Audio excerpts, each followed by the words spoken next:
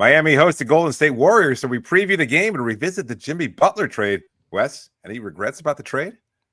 Only that I wasn't more critical of Jimmy Butler leading up to it.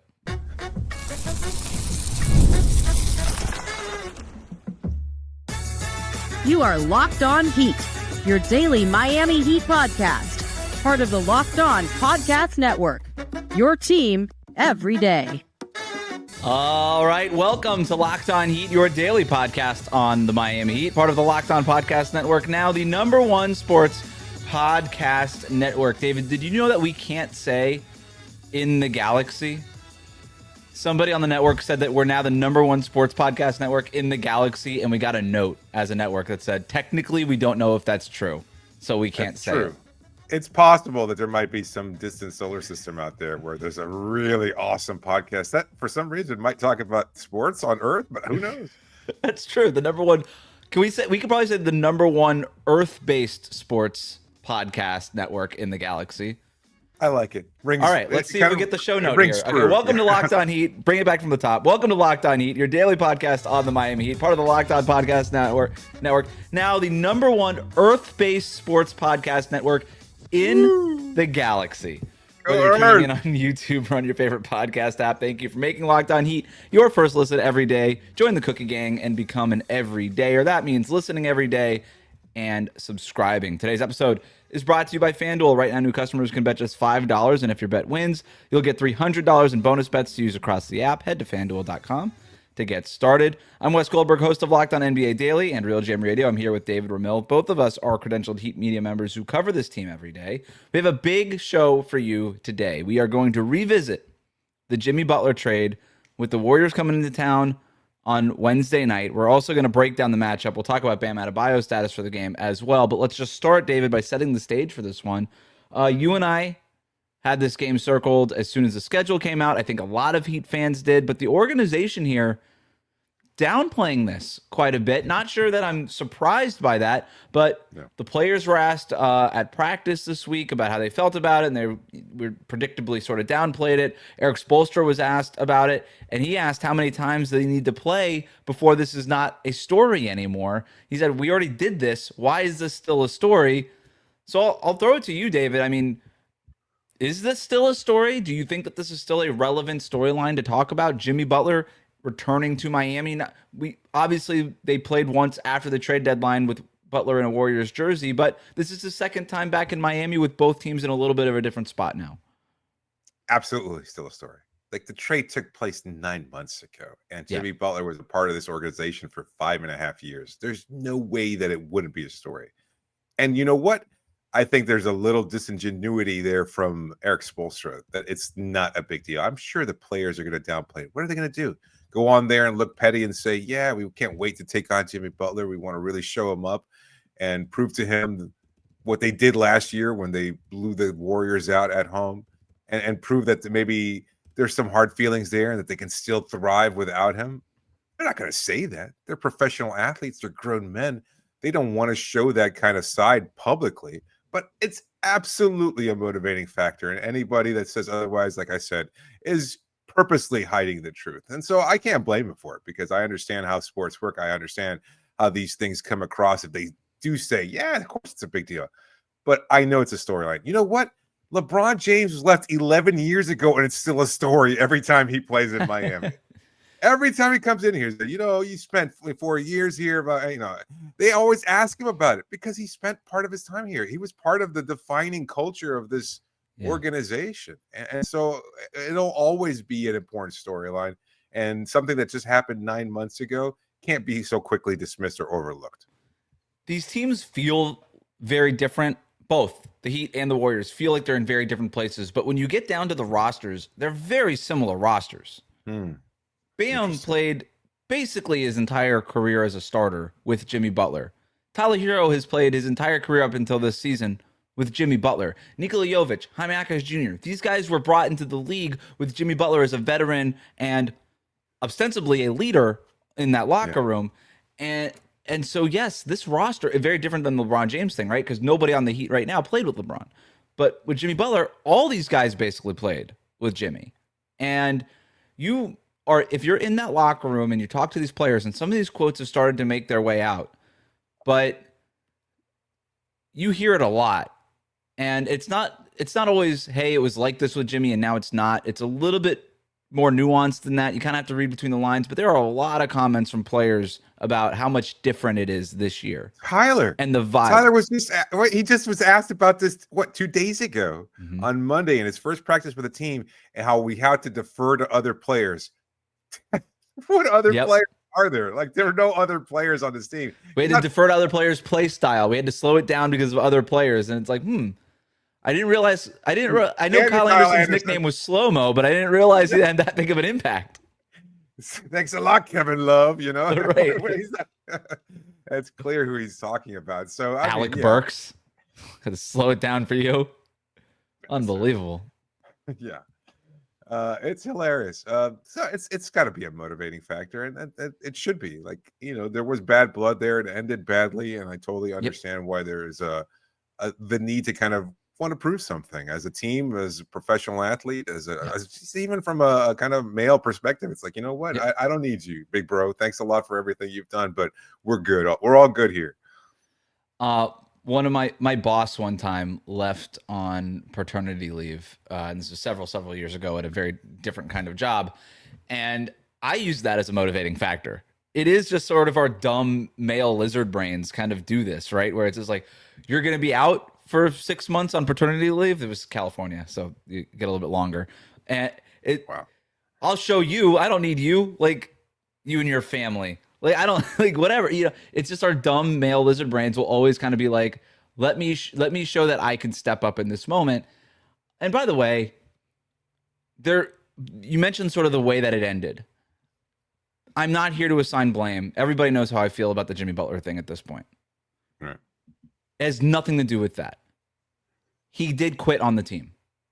Whether you are anti-organization and how they handled the Jimmy Butler trade or whatever, wherever you stand on the Jimmy Butler, if Jimmy Butler still is your favorite Heat player of all time, and I know there's a lot of Heat fans that feel that way, and I try to sympathize with that. The fact is he quit on the team. And if you're a player in that locker room, he quit on you. So if you're Bam, if you're somebody else in that locker room, yes, you take that personally. And maybe you could even say, I understand the reasons why, the business is the business, all these things. Still, he quit on the team. And if you're a player in that locker room, you have to take that personally. Heat fans, the first time these teams played in Miami, when Jimmy Butler made his first return after the trade deadline, you and I talked a lot going into that game. What was the reception going to be like from Heat fans in that building? Yeah. And I recall a kind of 50-50 split between boos and cheers. I think it was a little higher on the cheers end. Like, there were a smattering of boos, but it wasn't the vitriolic response as Kevin Durant returning to Oklahoma City or even LeBron James. Like, that's fair. They're for sure. Those were much more contentious. This was There's like, a lot. I remember a lot of people saying that. I'm like, maybe there was just a lot of boos in my section where I was sitting, maybe, and they weren't from me. I swear to God, I wasn't the one doing it. But what do you think now? Because I kind of feel like right now Heat fans have moved past the Jimmy Butler stuff a little bit more than certainly that they were at the time. Yeah. And given how the roster looks and how this team is playing, there's a little bit less vitriol for the front office and the organization itself in its handling for the Jimmy Butler situation. Yep. How do you think it goes now? Do you think there's more boos, less? It could be more boos because now it's, hey, we've moved on and we're going to boo you because of it. Or it could just be like, yeah, we moved on. We don't really care anymore. We don't even care enough to boo you anymore. I think just as a society, we have such short attention spans for this kind of thing that I don't know that it's necessarily going to have the same sort of, no pun intended, heat behind it. Like, there just won't be that same anger there. They'll be disappointed, but I think fans will handle it. But there's going to be some fan. Like, the combination of sports and fanaticism and alcohol always make for a good combination, especially when you're upset about a player leaving the franchise the way that Jimmy did. So I'm sure you'll have a couple fans that will boo, but by and large, I think he'll probably get a mostly positive reception. I think it'll be less, but I think it'll be some positivity or just indifference. I'm going to guess more boos than last time. I don't see how. Like, those things they typically wane over time. I think people are feeling better about this team, and it's going to be more like, hey, we're supporting this team now by booing you for leaving. I don't know. It's possible. It's possible. It's going to be interesting to People see. love to boo. People love a good excuse to boo, and it's just different. You can technically boo anybody, but it doesn't make a ton of sense to boo Karl Anthony Towns as a Heat fan, right? It makes a lot of sense to boo Jimmy Butler. I don't know. I think there might be a little bit more boos. We'll see. Look, we talked about the emotions, the atmosphere, all of that. We've already set the stage. How did we get here, though? After the break, we're going to revisit the blockbuster trade that sent Jimmy Butler to the Golden State Warriors, what went right, what went wrong, and whether either team should regret it. Today's episode is brought to you by Skims. When Skims announced that they were making underwear for men, the reaction made perfect sense. People have been talking about Skims comfort for years. Most guys, though, they stick to whatever they've been buying since college, maybe even longer. The same fits, the same waistbands that roll, and a whole lot of settling. Well, Skims Men has changed all that. One upgrade, and it's obvious why everyone's been talking. If you've tried Skims, and believe me, you'll love it. Men's underwear, like from Skims, you'll get the hype immediately. They're designed to feel good, fit right, and actually stay put. No slipping, no sagging, no adjusting. Just great underwear that makes you feel confident and comfortable. They'll do whatever. They'll fit the way that you want to for your lifestyle, whether you're active or sedentary or you're on the job or working out, whatever your demands over the course of the day, Skims will adjust. You can also get the boxer briefs. They've got all kinds of different styles to fit whatever your needs are. I prefer the boxer briefs. And what stands out right away is the fit in the fabric. The fabric, it's soft, it's supportive, it's comfortable. They don't ride up, they don't lose their shape, and they hit exactly where they're supposed to. So believe me, you'll be surprised, but then once you do, you'll never go for anything else. So shop Skims Men's now at skims.com. And when you place your order, just choose podcast in the post-purchase survey and select our show from the drop-down to let them know that we sent you.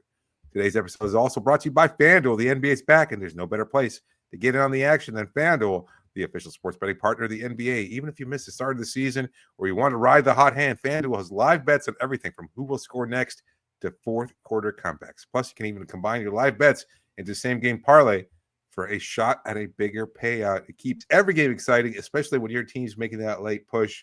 Bam Adebayo could be returning to the court on Wednesday. Maybe a little extra motivation against the Golden State Warriors. That might be a good time to take the over on Adebayo's production. And right now, FanDuel is giving new customers $300 in bonus bets when your first $5 bet wins. So head to FanDuel.com, sign up, and play your game with FanDuel, the official sports betting partner of the NBA. We'll be right back. I don't want to get into the specific details of the trade. It involved multiple teams. There was players involved that are not with the Heat anymore. But here's the net of the trade 9 months later. This is what essentially the Heat got for Jimmy Butler. They got Andrew Wiggins. They got Davion Mitchell. They got Casparis Yakotonas. You could also say that they got Norman Powell. Because without the Jimmy Butler trade, now not having Jimmy's $50 million contract on the books, that created the space in order to acquire Norman Powell. Remember, they sent out a lot less money to get Powell, right? They sent out Anderson and Love, and they got Powell, who's making $20+ million. So I think it's fair to say that for Jimmy Butler, the Heat got Wiggins, Davion Mitchell, Casparis Yakotonas, and I'm going to throw Norman Powell into that mix. Looking back on it now, David, I was harsh on the trade at the time. Sure. It looks a lot better in retrospect at this point. Yeah, if you include Powell in there, and the aggregate, that certainly skews in Miami's favor. He's been so great to start the season. He's been such a big part. So you get two quality starters in Powell and Wiggins. You get a potential future player in Casparis, somebody who can projects to be a long-term fit in Miami and who has some star potential given his size and playmaking ability. So you look at that, it's like, yeah, that's not a bad deal at all. But without Powell, maybe the conversation changes a little bit. But even still, though, when you look at the deal and what was necessary for Miami, I think it was the best deal available. They got something that they needed. They got the picks that they needed. They got the players that they wanted that fit the immediate schedule of this team and were perfectly complementary to Bam Adebayo. I know you trade a superstar in Jimmy, and I think you can give him that moniker, the superstar moniker. But given his age and contract demands, you were never going to get equal value back for a player like Butler. So you have to get something that fits what you're looking for. In Miami's case, they were looking to compete They thought they had a chance last year, at least being a playoff team. They did eventually make the playoffs after getting through the play-in tournament yet again. Something they did with Jimmy on the roster, without Jimmy on the roster, so it didn't really matter. But I think that they were looking to make additions that would fit this roster and complement Tyler Herro and Bam Adebayo, and they did that. And you know what? And it worked out really well because now you have a player in Powell who fits a totally revamped system. Yep. It shows the flexibility of Eric Spoelstra to make adjustments to fit the roster. And as Tyler pointed out, as you just detailed, now they have a whole new style of play that works out so well. One that you couldn't have implemented with Butler in the rotation. Nor without these 4 players in the rotation. All of them fit the system. Perfect. Yeah. Powell is a perfect fit for the system with his quick decision-making. Andrew Wiggins, the way that he runs the wing in transition is elite. Elite stuff. His athleticism, he's far more athletic than Jimmy Butler. Jimmy Butler's not dunking that game winner against Cleveland. Maybe. He got. Did he dunk the game winner against Chicago in a very similar play? Did he lay that one up? I can't remember. I don't remember. I know he had that layup against Milwaukee at the buzzer, too. Davion Mitchell, perfect fit for this system. You draft Casparis Yakotonas, who surprisingly slides to you, but he's also, theoretically, as a rookie, a perfect fit for this system. You got 4 guys, 4 rotation-level players, assuming that Yakotonas develops into that, for a fast-paced modern system where with Jimmy Butler the last couple of years, you were being left behind by NBA offenses. There's no debate in that. You were being left behind. This team was bottom 10 in offense, bottom 10 in offense, bottom 10 in offense 3 years running. This team is now not bottom 10 in offense anymore. Yeah. And I would say this team is better in the regular season right now than it was better in the regular season last year. There's no question about that in my mind. And I'll push back on what you said there before, that you were never going to get equal value for Jimmy Butler. If you ask every franchise in the league, okay, don't worry about the salary cap stuff necessarily right now, but if I could give you either Jimmy Butler at this stage of his career, or you could take Wiggins, Davion Mitchell, Casparis Yakotonas, and Norman Powell right now, which one are you taking? There's a lot of organizations that take the Wiggins, Mitchell, Powell, Yakotonas package over just taking Jimmy Butler at 36 years old. I don't know. I think Warriors fans are a mixed bag in terms of, and you would speak to this more than I would, but I think they appreciate what Jimmy did last year. I think they were encouraged by his capacity to put up big numbers in playoff situations, and they had a good run after he was acquired. But I think there's also a kind of growing concern about whether or not he's going to be consistent. And yet, you kind of have to take the good and the bad. I sent you a link to Locked On Warriors. I say, just listen around 29 minutes of this post-game show, and they're like, we don't get it. Jimmy Butler, he just has these wide open shots, and he passes them up to kick out the teammates. Why is he passing up these shots? Why is he only taking 3 field goal attempts? I'm like, this is crazy that we're already here. Warriors fans are already here with Jimmy Butler. Well, we've had that conversation for 3 years. I mean, there were moments there during the course when we talked about Jimmy in those exact same terms, almost using the exact same language. And so the frustration is real. I mean, there's limitations to what Jimmy is capable of at this stage in his career. And I guess you kind of just have to take the risk. And that was something that they said as well. It's like, you know what? You kind of have to assume that you're going to have some stinkers over the course of the regular season, knowing that there's the potential there for what he's capable of doing in the postseason. And maybe that's why Golden handcuffs. Golden handcuffs. I want to revisit some trade grades. This was fun. Oh, okay. So CBS Sports, which feels like CBS Sports always gives the Heat a bad grade on every trade. They gave the Warriors a B+ for the Jimmy Butler deal. They gave the Heat a D+. Nice. They said, quote, those rumors about the Heat turning Butler into Durant that emerged Wednesday afternoon sure feel a month old now, right? The return here ultimately proved lackluster, even by the pre-Durant rumor expectations. Think about what the Heat likely wanted to accomplish in a Butler deal. So they were really hard on the Heat. Yahoo Sports gave the Warriors an A, gave the Heat a B+.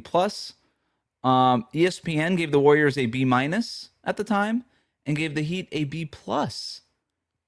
So Kevin Pelton over at ESPN actually had the Heat winning that trade. He said, quote, once the Heat were in position where they had to trade Butler, this was a pretty good return. Miami accomplished its goal of avoiding taking on bad salary while also getting what could be a quality first-round pick to replenish its coffers and cutting its luxury tax bill significantly. So they cut the luxury tax bill. That opens the door for Norman Powell. And then with that pick, they end up getting Yakotonas. This is him continuing. After a down 2023-24, Wiggins has been back to a quality 3-and-D star that he was for the Warriors during their 2022 championship run. Because Butler has played just 25 games this season, I rate Wiggins as having produced almost an identical 3 wins over a replacement player by my WARP metric. I thought that was interesting. He was really the only guy that was basically like, Wiggins for Butler is almost a wash. And I think everybody sort of understands what Butler is in the playoffs potentially. Like that, his ceiling is just higher than the Wiggins ceiling. But considering Wiggins' age and his availability, I think there's definitely an argument to be made about like who would you rather have in the regular season between Wiggins and Butler. Absolutely. I mean, Wiggins has been a nice addition to this team. And again, the lows are pretty glaring. The highs not as high.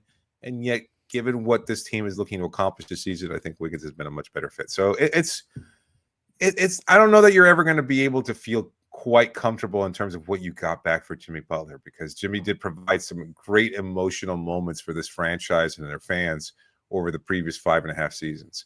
But given what this team is looking to accomplish moving forward, it was not a bad haul. And I think the trade just needed to take place. And what you got for Jimmy worked out, and it has worked out. So in that sense, that's why I think fans will be it'll be easier for them to move on, because they know where they're at now, and it's not going to be the same kind of lingering resentment that they felt last year when he left them in such a lurch and the team was so bad. Are you higher on the trade now for the Heat than you were when it first happened? I am. No, yes and no, because honestly, I knew Davion would be a good fit, and I thought he was going to be a fan favorite. That happened almost immediately. We were both optimistic about what Wiggs would be able to provide. We're seeing that version of him now. He was just really in a bad place last season, and he might be having the best year of his career right now. I saw that statistically. He's playing better now than he did when he was an all-star in Golden State. It's just not going to get the same kind of hype because that was the Golden State Warriors, and they went on to win a championship that year. So it's a little difficult, a little different. And so I think he's been great. And you know what? He really does seem, and hey, he really seems to have his joy back. Look at that. Mm-hmm. Look at that. You can come here and find joy. Who knew? Who knew? I think the Heat won this trade. I think the Heat won the trade. I really do. They don't have to pay a 36-year-old, 37-year-old aging player $50+ million a year for 2 more years, right? Because the Warriors gave him the extension that the Heat wouldn't give him. Right. They're not saddled with that. They're super flexible enough to go get Norman Powell, and flexible enough to go do other things. They're under the luxury tax right now. Golden State is not. It's with all of these things considered, and you have to consider all these things because that's the NBA that we live in right now. You have to do all the tax apron and CBA stuff. I think the Heat won this trade. Yeah. I think they did. And by the way, I think it was a good trade for the Warriors too. I think that was the kind of trade that they needed to make. Right. But if you poll most executives and you say, what spot, what player would you rather, what package would you rather have, what spot would you rather be? I don't know. I think a lot of front offices say, I kind of like the Heat's projection, understanding that they still don't have a Steph or a Jimmy on the roster. But like, what are the Warriors really going to accomplish this year? You know what I mean? So we'll see. Now we've broken down the trade. What happens in the game? Up next, an X's and O's key matchup breakdown. What Heat fans should expect when the game tips off. That's coming up next year on Locked On Heat. Today's episode is brought to you by Rippling. If you're a business owner, here's the truth. SaaS promise to make work easier, but now the average company is buried by hundreds of apps that slow down your teams and simply don't work together. That's not SaaS, that's sad. Software as a disservice. And that's why you need Rippling.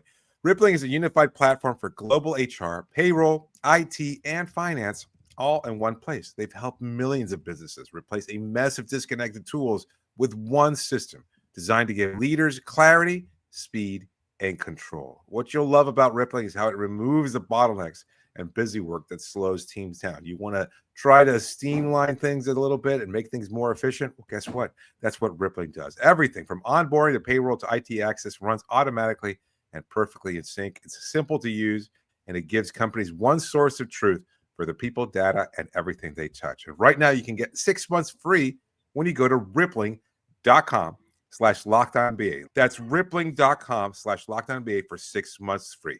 We'll be right back. All right, let's talk about this game. Warriors are going to be playing on the second night of a back-to-back. They're playing in Orlando on Tuesday night. Jimmy Butler, Steph Curry, Draymond Green, these guys are expected to play against the Magic. When most people are hearing this, they'll probably know what actually happened. But none of those players are on the injury report, so there's that. I do think that there's a fair question here before we even dive into the matchups and the X's and O's here, David. How do the Warriors handle this? On the road, second night of a back-to-back, aging roster. We've seen them be careful with Jimmy Butler and Steph Curry and Draymond over this last, this season and post-trade deadline after last year.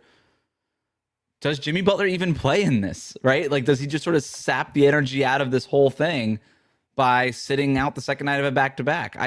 I would expect Jimmy Butler to play, that he's not really the kind of player that doesn't do... I don't know. He also never played in Minnesota after he got who knows what he does here? Yeah, I don't know. It's necessarily shying away from the Heat. It's just you're on the road and you're going from Golden State to take. This is the same thing as if he doesn't play, it's shying away from the Heat. I don't think so. I mean, the second night of a back-to-back. It's you November. got bigger fish to fry.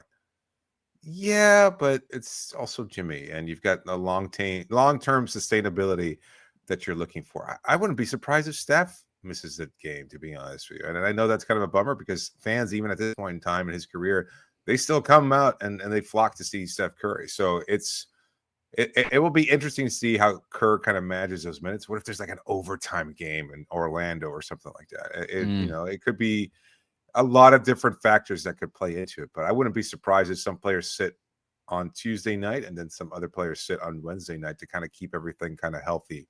Kuminga's already out, right, due to tendonitis. I think he's listed as out. So I'm not sure if he'll be available for any of those two games, and that's another blow to their depth there. So, do you want to have to go to Jimmy Butler at this point on a back-to-back in Orlando or Miami just to prove a point and just to be like, oh no, he's ready for that challenge?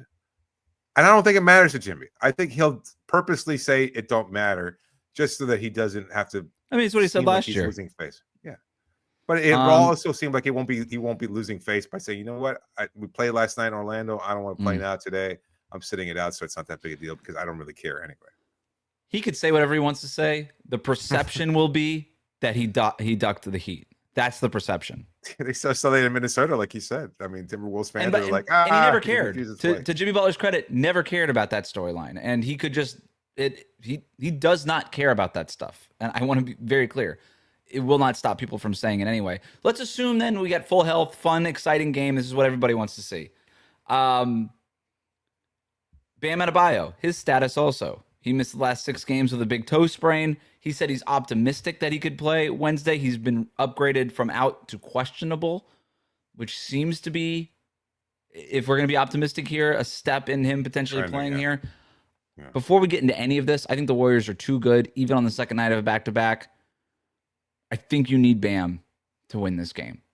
I think you need it. Jimmy Butler, Steph Curry, that group is just there's too much firepower in that group offensively. You need your best defender out there. It's a real uphill battle if you don't have Bam out there. I'll say that. Yeah, that's fair. It's an interesting line. I think both teams are pretty deep, even with that Kuminga in the picture. There's some nice depth pieces in Golden State's roster, and yeah, Bam would certainly help a lot. Like he's not going to be matching up against Draymond. I guess he probably. Well, I don't know. Well, the Warriors have been starting small. Who knows what they'll do? They could play big in Orlando and be like, we kind of like this. Like Steve Kerr is always willing to switch up his starting lineup, but they've lately been starting small with Steph, Will Richard, who's their second-round pick out of Florida, who looks really good, Moses Moody, Jimmy Butler, and Draymond Green. And if that's the case, then yeah, Bam would be on Draymond. Almost seems like a waste, right, of what he can do. I mean, he's not going to really defend Draymond.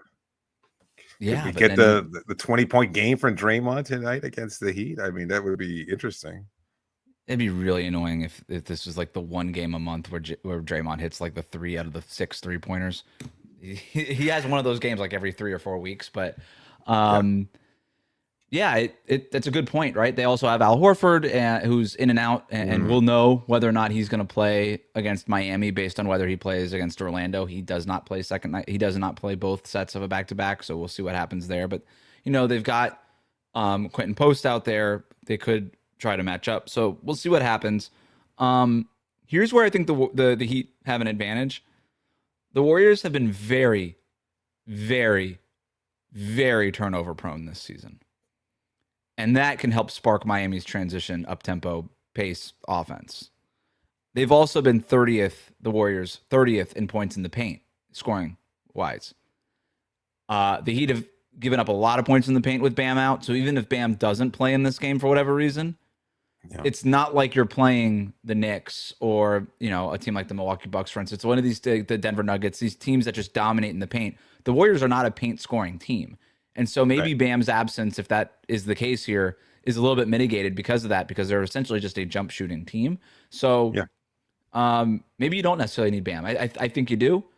But yeah, these areas where the Heat have been taken advantage of with Bam out of the mix these last few games, the Warriors aren't necessarily jumping on those things.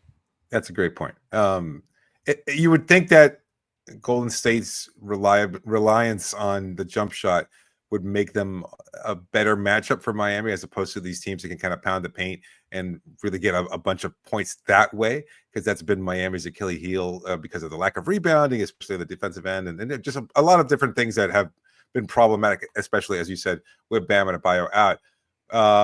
However, Golden State still has Steph Curry. It's like still the ultimate X factor. Like, you know what? It's okay to give up the jump shots until he's going for 40, which always remains a possibility, even at this stage in his career. So, they're number one in the league in 3-pointers made per game. That's what they do at an elite level, right? And they can just come out, shoot the doors off the Heat, who are, I think, a little streaky shooting wise. I think that's fair.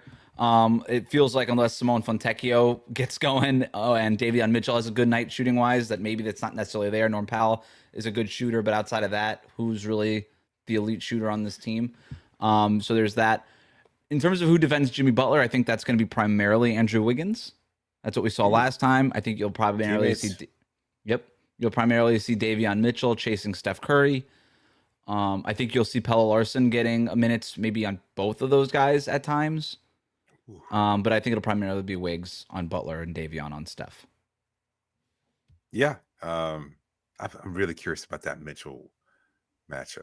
I wonder how he's fared against him in the past. It's not a lot. I looked it up. There's not a huge sample of it. Right. He wasn't getting a ton of playing time. Even just off the top of my head, I'm trying to think. I couldn't remember any past matchup that really stood out all that much, because he was a bench player for the most part, Davion. Now he gets the opportunity to kind of chase Steph around.